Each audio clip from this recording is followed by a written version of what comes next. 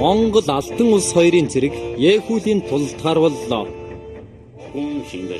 Алтан улсын чансан Түүшаны их цэргийн хүчээр Монголын цэрэгтэй халд тулдна гэдэг маш ухаалаг хэрэг байсан юм.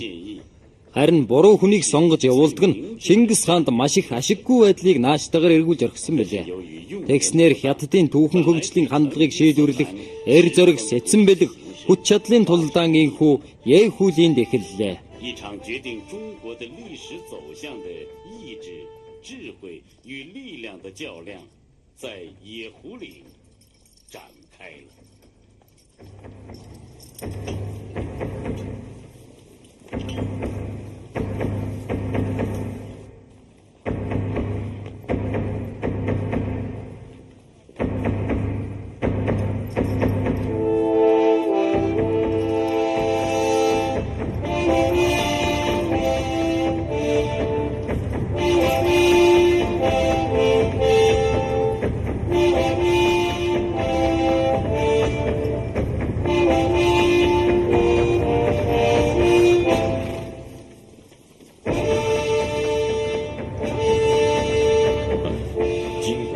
Алтан улсын цэрэг үнэхээр далайн ус мэт ариун их байжээ. Мэд гэтэл тэдний хажууд үнэхээр атгаас төдий хэн л юм да. Хаанта Алтан улсын цэрэг 450 мянга, харин манайхан 100 мянга шүү дээ. Хаанта хүчээ шавхан байлдахгүй бол ялж чадахгүй байх шүү. Зүйтэй. Бид өнөөдөр Яэхүүлинд ясаа тавьж хожмын хүнээр өшөөгөө авахулах биш. Харин хожмын хүмүүс өөрийн нэрийг үрд дурсан явах болно. Жанжан тэр гол зогсож байгаа Тэмүүж юм шүү дээ. Түмэн цэрэг явуулж тэрнийг бариулах юм шүү. Хулгайн толгойлогчийг эхлэн барь гэсэн үг байдаг байхаа. Үгүй дээ. Бидний давуу тал бол олонний төвлөрсөн хүчээр тэдэнтэй тулдах явдал мөн. Хүчээс харнавч хэрхэмж болохгүй. Тэгвэл Тэмүүжин биднийг цөөнөөр нь устгана. Тэр Түүшаны чансан олонний хүчийг төвлөрүүлэн байлдана гэдэг үнэхээр уран арга байна. Хэлээд яах вэ? Гэхдээ бид тэдний арганд орохгүй. Бид бүх фронтоор дайрах юм бол манай нэг цэрэгт 4 хүн оногдно гэсэн үг. Харин бид зөвхөн тэдний гол хүчний 10 төмөн цэрэгтэй тулдвал нэг хүн нэг тэл тэнцэн. Тэгээд бид ялж чаддаггүй юм бол өөрсдөө эцэнхийн морь доглон ямаанаас өөрцгөө сэмаа гэж голох хэрэгтэй. Ийм болохоор хүчээ шавхаж байлдана. Монголаа. Манай 10 мянган хүнтэй өвхөөс буцахгүй дайсны хороо хаана вэ? Таны ард байна. Чингис хаан. Чингис хаан.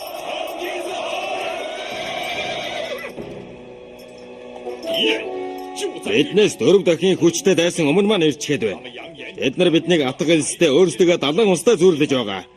Бид өнөөдөр Яэхүүлийн өндөрлөгийг эзлэн авч, манган 9 жингийн жанжин тугийг салган авч, өөрсдийн өшөө хорсол годомшгийг арилгая. Хура! Хура! Хасар! 5,000 шилдэг зэрэг жагсаалын өмнө гарга. Мэдлээ. Монголаа зөв хоёроо. Байна. Тус бүр 3,000 харваачдыг авч хамгаал. Мэдлээ. Зэлмэ. Байна. 18,000 шилдэг зэргийг авч ганц сэлэн мэд дайсны төв рүү дайрч ор. Мэдлээ. Монгол ихийн ариун сүгээр ундаалan өссөн зоригтон баатруудаа мөнх тэнгэрийн бидэнд хайрлсан сүр хүчийг бадран их хэргийг үүсгэн агуу гавьяа байгуулах үнэт цаг мөчрөөд байна. Дайраад.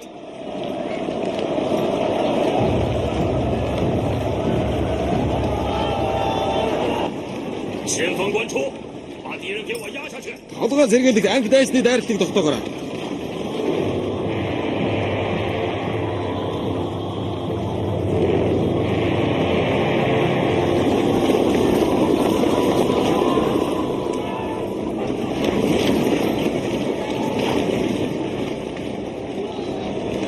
Момсом харваад.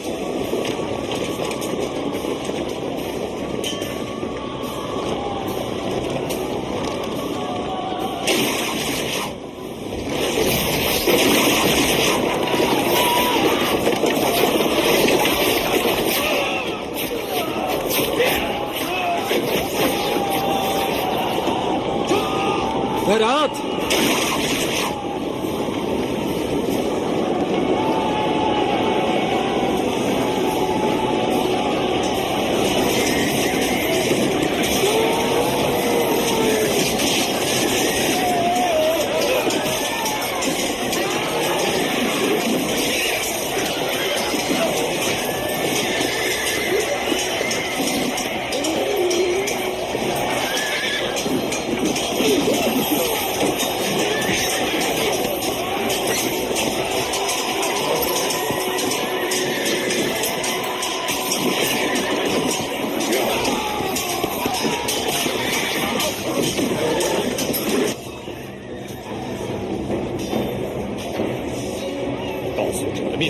Тэдний толгоон сэргийлэх ангийг хайхралгүй гол хөчрөөн цохилт өгөө гэж зэлэм тушаа. Мэдлээ.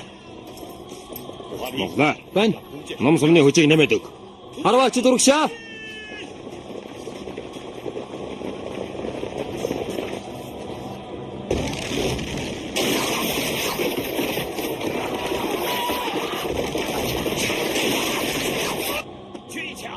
Ванган 9 жингийн жанжин тугийг булан авахаар миний араас дараад Дараа.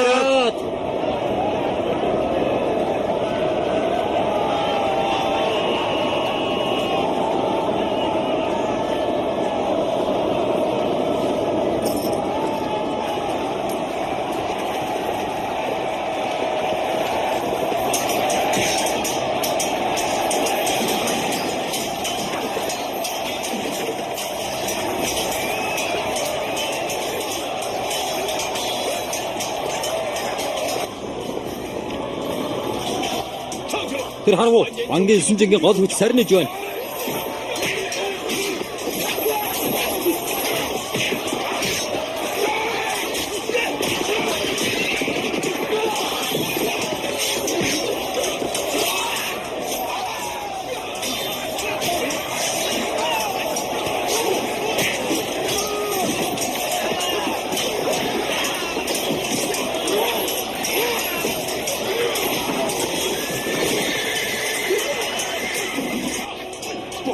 Болрлаа. Манай тургуулийн анги дарагдж байна. Наяа.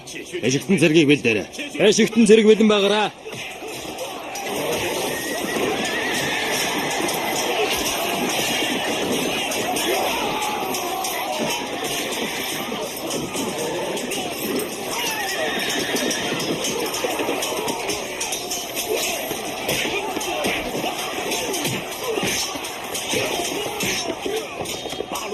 Манай тургуулийн анги бас дээшээ дайрч байна.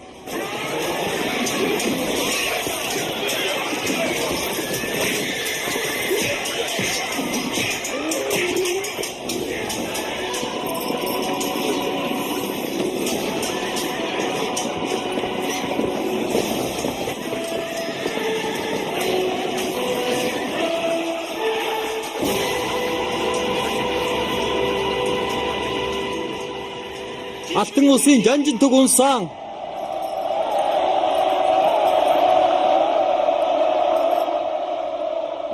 Хайрг аваад. Аантан дайраг. Агуудаа хааны өр ачнараа.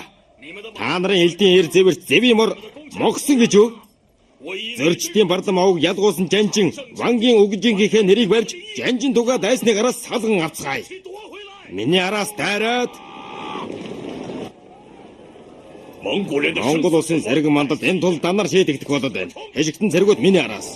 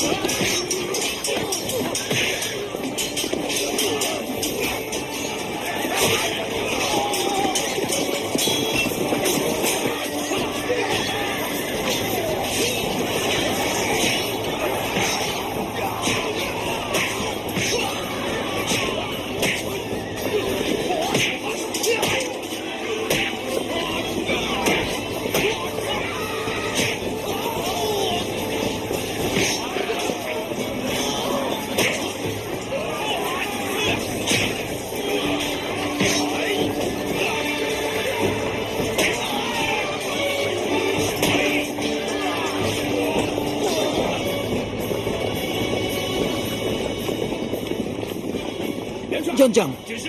Одоохон хүн явуулж банкын хуушаагийн 150 мянган зэргийг найралтаа тусал гэж дуудвал бид нар яхаараа одоо бас нэрдүү Зэрэг байлаа. аваа зүгтсэн. Тэр аймхаа цолог айгууд өгөхөөс айснаас гарцаагүй. 전장.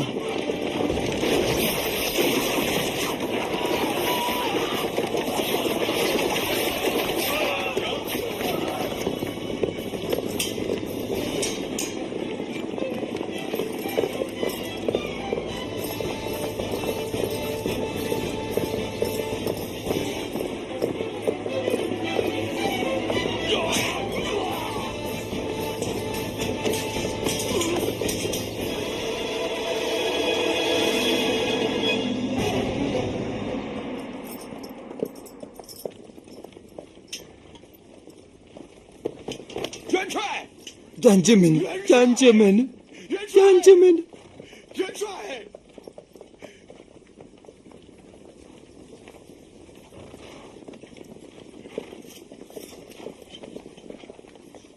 엘대 хордон хай манай Чингис хаан чиний амийг хэлтрүүлж байна.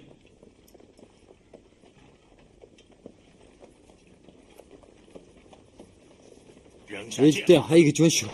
Чингис хаан амийг чи хэлтрүүлж байна.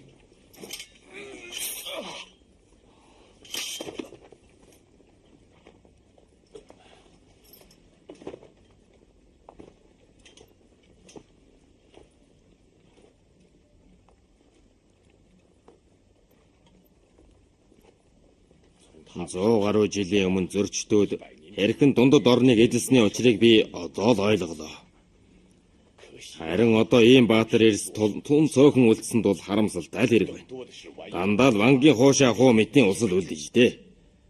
Их алтан улсын ялгуулсан сүр одохгүй мөх болж чад байна. Хятадын нутаг тэр аяараа Монголын морин цэргийн чөлөөдөө давхин явах нутаг болох нь тодорхой болоод байна. Бид яллаа.